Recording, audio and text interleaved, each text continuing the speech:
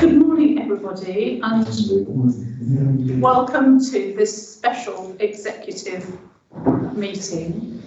There is only one item on the agenda, and that is to discuss the garden waste collection, but I will go through the agenda. Is there any urgent business?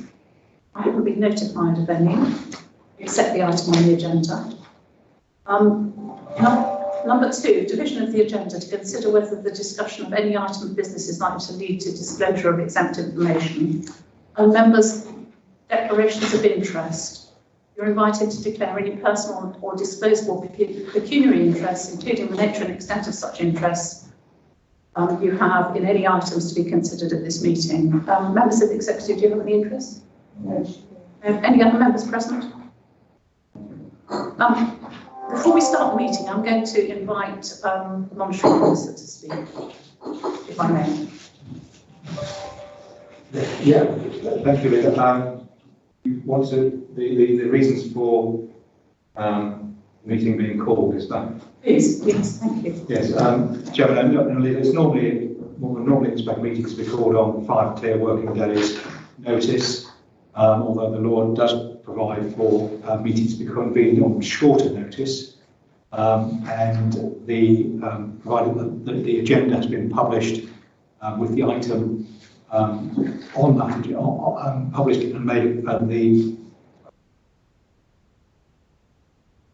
it's usual for the meeting to be published, for the notice of the meeting to be published on the website at least 5 clear working days before a meeting, but a meeting can be convened at shorter notice.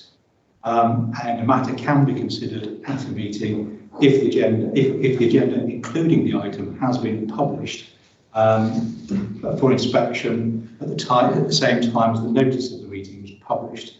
The notice of this meeting was published on Friday, as was the agenda listing the item to be considered.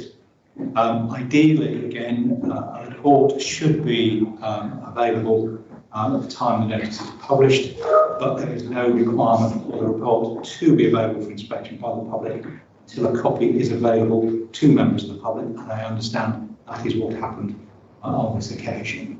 The reasons for calling the meeting on shorter notice, my understanding is that the reasons are that there was a need for a response from the executive to the Overview and Scrutiny Committee's concerns about the garden waste decision to ensure that full council was briefed fully.